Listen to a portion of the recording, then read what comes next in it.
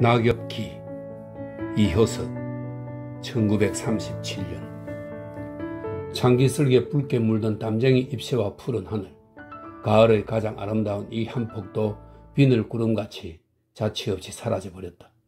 가장 먼저 가을을 자랑하던 창밖의 한 포기의 벚나무는 또한 가장 먼저 가을을 버리고 앙클한 회초리만을 남겼다.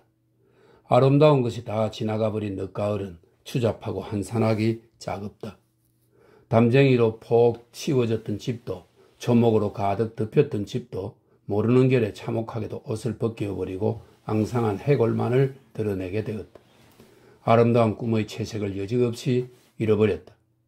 벽에는 시들어버린 넝쿨이 거미줄같이 얼기설기 얽혔고 마른 머룽송이 같은 열매가 한 방 맺혔을 뿐이다. 흙안 좀 찾아볼 수 없이 푸르던 뜰에서는 지금에는 푸른 빛을 찾을 수 없게 되었다. 나는 거의 날마다 뜰의 낙엽을 긁어야 된다. 아무리 공들여 긁어봐도 다음 날에는 새 낙엽이 다시 질볕이 늘어져 거듭 각질을 들지 않으면 안 된다. 낙엽이란 세상의 인총 일가치도 흔한 것이다. 밑빠진 독에 물깃듯 며칠이든지 헛노릇으로 여기면서도 공들여 긁어 모은다.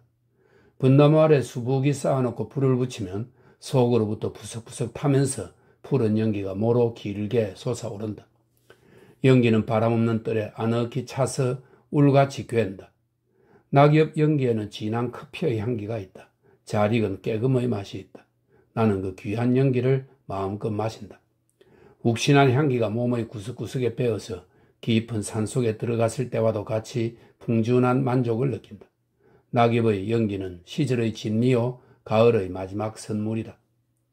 화단의 뒷자리를 깊게 파고 타버린 낙엽을 재를 묻어 버림으로써 가을은 완전히 끝난 듯 싶다. 뜰에는 벌써 회초리만의 나무들이 섰고 엉성걸한 포도 시렁이 남았고 담쟁이 덩쿨이 서리었고 국화 포기의 걸거리가 솟았고 잡초의 시들어버린 양이 있을 뿐이니 말이다. 잎새에 가리었던 둥근 유리창이 달덩이같이 드러나고 현관 앞에 조약돌이 지저분하게 흩어졌으니 말이다. 낙엽을 장사 지내고 가을을 보내니 벼랑간 생활이 없어진 것도 같고 새 생활이 와야 할 것도 같은 느낌이 생겼다. 적어도 꿈이 가고 생활의 때가 온 듯하다. 나는 꿈을 대신할 생활의 풍만을 위하여 생각하고 설계하여야 한다. 가령 나는 아내를 대신하여 그의 사흘도리로 목욕물을 데우게 되었다. 손수 수도에 호스를 대서 물을 가득 길어붓고는 아궁에 불을 넣는다. 음산한 바람으로 아궁이 연기를 몹시 낸다. 나는 그 연기를 괴로이 여기지 않는다. 눈물을 흘릴 지경이요 숨이 막히면서도 연기의 웅덩이 속에서 정성껏 나무를 지피고 불을 쑤시고 목욕관에 창을 열어 연기를 뽑고 여러 차례나 물을 저 온도를 맞추고 하면서 그 쓸데없는 행동, 적어도 책상에 맞붙어 글을 읽고 글을 줄을 쓰는 것보다는 비생산적이요 소비적이라고 늘 생각하여 오던 그 행동을 도리어 귀히 여기게 되고 나날의 생활을 꾸며가는 그런 행동이야말로 가장 생산적이요 창조적인 것이라고까지 생각하게 되었다. 정리되지 못한 가닥가닥의 생각을 머릿속에 잡아넣고 살을 깎을 정도로 애쓰고 궁식거리면서 생활일에 단 1시간 허비하기조차 아깝게 여기고 싫어하던 것이 생활에 관한 그런 사소한 잡리를 도리어 귀중히 알게 된 것은 도시 시절의 탓일까? 어두운 아궁 속에서 새빨갛게 타는 불을 보고 목욕통에서 무럭무럭 올라오는 김을 바라보며 나는 이것이 생활이다. 이것이 책보다도 원고보다도 더 귀한 일이다. 이것을 귀히 여김이 반드시 필부의 옹졸한 짓은 아닐 것이며 생활을 없이 여기는 곳에 필부 이상 뛰어날 아무 이유도 없는 것이다 하고 두서없는 긴 생각에 잠겨도 본다.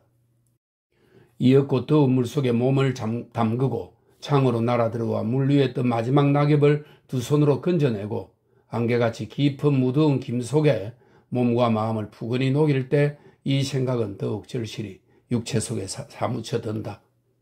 거리의 백화점에 들어가 그 자리에서 커피를 갈아서 손가방 속에 넣고 그 욱신한 향기를 즐기면서 집으로 돌아오는 것도 물론 이러한 생각으로 붙어이다. 진한 차를 탁자 위에 놓고 피어오르는 김을 바라보며 나는 그 넓은 냉방에다 난로를 피우고 침대 속에는 더운 물통을 넣고 한겨울 동안을 어떻게 지낼까 어쩔까 그리고 겨울에는 뒷산을 이용하여 스키를 시작하여 볼까 어쩔까 하고 겨울 또 크리스마스 트리를 세우기를 아내와 의논한다. 시절이 여유에 갈수록 꿈이 멀어질수록 생활의 의욕이 두터워짐일까? 생활, 초목 없는 푸른빛 없어진 멀숭하게 된 집 속에서 나는 하루의 전부를 생활의 생각으로 지내게 되었다. 시절에 대한 반감에서 나온 것일까? 심술구전 견머리에서 나온 것일까? 푸른 시절은 일종의 신비였다. 푸른 초목에 쌓인 푸른 집 속에서 푸른 머릿속에 떠오른 제목은 반드시 생활이 아니었다. 그날은 토막토막하게 흐트러진 생활의 조작이 아니요 물같이 흐른 꿈경이었다. 푸른 너를 비스듬히 달고 가는 모기둥을 괸 갸우뚱한 현관 차양에도 담쟁이가 한박 피어올라 이른 아침이면 넓은 잎에 맺힌 흔한 이슬방울이 스리스리 모여 아랫잎 위로 뚝뚝 떨어지는 소리를 듣기란 산골짜기 물소리를 듣는 것과도 같아서 금시의 시원한 산의 연기를 느끼게 되었다. 머루 달여의 넝쿨 대신에 드레드레 열매 맺힌 포도 넝쿨이 있고 바람에 포로로 나부끼는 사시나무 대신 슷한 잎새를 가진 대추나무가 있다. 떨은 그림자 깊은 지름길만을 남겨놓고는 흙 한 줌 보이지 않게 일면 화초에 덮이었다. 장미, 글라이올러스, 해바라기, 촉규와 맨드라미, 방금초, 금자나, 제비초, 만수국, 프록스, 다알리아, 봉선화, 양귀비, 채송화의 꽃발이, 소나무, 벚나무, 버드나무, 황량목, 앵도나무, 대추나무, 능금나무, 배나무의 모든 나무와 어울려 떨은 채색과 광채와 그림자의 화려한 동산이었다. 유리창에 까진 나무 그림자가 깊고 방 안에까지 지천으로 푸른 빛이 흘러들었다. 화단에는 나비와 벌이 날아들고 풀숲에는 가을 벌레들이 일찍부터 울기 시작하였다. 나뭇가지에는 새들이 몰려오고 집에는 진귀한 손님이 왔다. 아름다운 것은 진실로 비늘구름과 같이도 쉽게 지나가 버렸다. 나무잎이 가고 푸른빛이 없어지고 그늘이 꺼져버렸다. 지금에는 벌써 벌레 울지 않고 나비 날지 않고 헐벗은 나무가지에는 새들도 드물게 앉게 되었다. 지난 시절의 기억이 머릿속에 아리숭하게 멀어졌다. 꿈이 지나고 생활의 때가 왔다. 손수 목욕물을 끓이고 차를 마시게 되었다. 그러나 나머지의 향기라는 것이 있다. 파도의 물결이 길게 주름 잡혀 가듯이 꺼진 음악의 멜로디가 오랫동안 귀에 울려오듯이 푸른 집과 푸른 뜰의 향기가 아련하게 남아서 흘러온다. 헌출하고 쓸쓸한 뜰에서 한떨기에 푸른 것을 발견한 것을 나는 더없이 신기하고 아름답게 여겼다. 꿈의 찌꺼기이므로 꿈보다 한결 더 귀하게 여겨짐인지도 모른다. 화단 한 구석에 남은 푸른 클로버의 한 줌을 말함이 아니요 현관 양평 기둥에 의지하여 장기슬그로 피어 올라간 두 포기의 줄기 장미를 나는 의미한다. 단줄의 장미 이런 것이 어느 길에 자랐는지 낙지 다리같이 가닥가닥 솟아올라 제법 풍성한 포기를 이루었다. 민출한 푸른 줄기에 마디마다 조그만 생생한 잎새를 달고 추위와 서리에도 상하는 법 없이 장하게 뻗어올랐다. 신선한 야채에 쏘는 식욕을 느끼어 잘강잘강 먹고 싶은 충동을 금할 수 없다. 장 기슭으로 올라와 창에 어린 맑은 잎새와 줄기, 푸르면서도 붉은 기운을 약간 띤 줄기와 가시, 붉은 가시의 생각이 문득 나에게 한 폭의 환상을 일으킨다. 깊은 여름밤, 열어진 창으로 나의 방에 들어오다 장미 줄기에 걸리고 가시에 찔려 하얀 팔과 다리에 붉은 피를 흘리는 남모르는 이미의 소녀. 가시와 소녀의 피, 이것은 한 폭의 꿈일런지 모른다. 글로 썼거나 머릿속에 생각하여 본 한 폭의 아픈 환영일지도 모른다. 가시와 소녀와 피. 그러나 꿈 아닌 환영 아닌 피의 기억이 있다. 장미의 붉은 줄기와 가시에서 나는 문득 지난 기억을 선명하게 풀어낼 수 있다. 나머지 꿈의 아픈 물결이다. 물어녹은 여름의 하룻날 아침, 일찍이 가족들과 함께 집을 나와 뒷산으로 소풍을 떠났다. 여름은 짙고 송림속은 거흑하였다. 더무한 소풍객들 속에 섞여 그림자 깊은 길을 걸으면서 동물원에를 들어갈까 강에 나가 바다를 타고 하루를 지울까 생각하다 결국 동물원에 들어가기로 하였다. 짐승들의 표정 없는 얼굴을 보고 잠시 동안이라도 근심을 잊어보자는 생각이었다. 그러나 이 비위 좋은 생각은 여지없이 짓밟히고야 말았다. 동물원이라고는 하여도 여름만의 것이지 운동장과 꽃밭 한가운데 덧붙이기로 우리 몇 간이 있을 뿐이다. 물새들이 못이 되고 원숭이와 독수리와 곰의 우리가 있을 뿐이다. 비극은 곰의 우리에서 왔다. 드문 사람 속에는 휘적휘적 우리와 우리 사이를 돌아치는 요정의 머슴 비슷한 한 사람의 젊은이가 있었다. 큰 눈이 둥글둥글 굴고 입이 반쯤 열린 맺힌 데 없는 허술한 사나이는 번번이 일행의 앞에 서서 우리 안의 짐승을 희롱하곤 하였다. 재흥도 재흥 이러니와 그 어디인지 그런 철없는 거동을 우리들에게 보이고자 하는 듯한 허물없고 어리석고 주책 없는 생각이 숨어 있음이 눈치에 보였다. 원숭이를 희롱할 때에도 새들을 들여다볼 때에도 너무도 지나쳐 납신거리는 것을 우리는 민망히 여기는 끝에 나중에는 불쾌히까지 생각하게 되었다. 불쾌한 감정은 곰의 우리 앞에 이르렀을 때 극도에 달하였다. 철말 사이로 손을 널름널름 들여보내면 검은 곰은 육중한 몸을 끌고 와서 앞발을 덥석 들었다. 희롱이 잦을수록 곰은 흥분하여 나중에는 일종의 분에 타오르는 듯한 흠상스러운 기세를 보였다. 고개를 끄덕이며 우리 안을 대중없이 왔다 갔다 하면서 기회를 노리는 눈치였다. 몇 번째인가 사나이의 손이 다시 철망 사이로 들어갔을 때 짐승은 기어이 민첩하게 왈칵 달려들어 앞발로 손을 잡자마자 입을 대었다. 사나이는 문득 꿈틀하며 소리를 치고 손을 빼려 애썼으나 손은 좀 채 빠지지 않았다. 겨우 잡아 낚구었을 때에는 무서웠다. 손가락 끝이 보기에도 무섭게 바른 형상을 잃어버렸었다. 손톱이 빠지고 끝이 새빨갛게 엇그러졌다.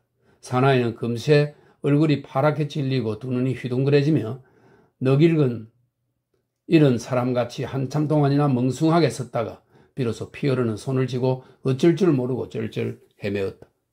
민망한 생각도 불쾌한 느낌도 잊어버리고 우리는 순간 무서운 구렁 속에 휩쓸려 들어갔다. 신경을 퉁기는 찌릿한 느낌이 전신에 끔찍한 꼴을 더 보기도 싫어서 주저하고 있는 동안에 사나이는 사람 숲에 쓸려 문을 나가 나무그늘 아래 쩔쩔매고 섰는 것이었다. 이었고 나가보았을 때에는 근처 집에서 얻어온 석유에 손가락을 담갔다가 반석유에 내놓고 피어르는 손가락을 돌멩이로 찢는 것이다. 말할 수 없이 미련한 그 거동이 도리어 화가 나 버럭날 지경으로 척은하였다. 그러나 생각하면 그의 그 어리석고 철없는 거동이 우리들의 눈을 위한 것임을 생각하면 얼마간의 허물이 우리 편에 있듯이 짐작되어 마음이 더 한층 아파졌다. 될 수 있는 대로의 것을 그에게 베풀어야 할 것을 느끼고 나는 속히 집으로 데려가서 응급의 소독을 해줄까 느끼다가 그보다도 떳떳한 방법을 생각하고 급스러운 어조로 소리쳤다. 얼른 병원으로 뛰어가시오. 소리만 치고 쩔쩔매기만 하는 나보다는 훨씬 침착한 구원자가 있음을 알았다. 아내였다. 그는 지니고 있던 새 손수건을 내서 붕대 삼아 사나이의 피어르는 손을 감기 시작하였다. 사나이는 천치 같은 표정에 손을 넌지시 맡기고 있었다. 나는 오래간만에 아내의 날렵한 자태에 접하여 아름다운 생각을 금할 수 없었다. 지나친 감상이었을까? 병원을 떼워 주기는 하였으나 사나이에게 그만한 능력이 있을 수 없음을 깨닫고 주머니 속을 들치다가 나는 또한 그날 지갑을 잊은 것을 알았다. 집에까지 가서 비용을 가지고 그를 병원에까지 인도하려고 생각할 때에 이번에도 또 아내가 진실한 구원자가 되고 말았다. 지갑 속에서 손쉽게 은화 한 잎을 집어내어 사나이의 손에 쥐어주는 것이었다. 나는 다만 물끄러미 그의 자태를 바라볼 뿐이었다. 한 사람의 모르는 사나이를 구원함에 공연한 마음의 주저뿐이었고 결국은 두 번 다 앞을 가로채이고 길을 빼앗긴 것을 생각하고 겸연쩍은 마음을 금할 수 없었다. 이제 나에게는 마지막 한 가지의 봉사만이 남았을 뿐이었다. 이 천치 같은 사나이를 근처 병원으로 인도함이었다. 나는 병원을 가르쳐 주는 길로 아울러 집에 들러 지갑을 가지고 반나라의 뱃놀이를 떠나기를 계획하며 아이들의 속림 속에 남겨둔 채 사나이를 이끌고 길을 걸어 내려갔다. 아름다운 장면이 머릿속에 쉽사리 꺼지지 않았다. 흰 손수건과 붉은 피가 아름다운 한 폭을 이루었다.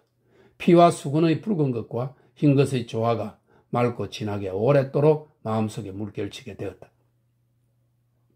숲을 속을 거닐 때마다 기억이 새로워지고 반석 위의 피 흔적을 살필 때마다 지난 때의 광경이 불같이 마음속에 살아났다.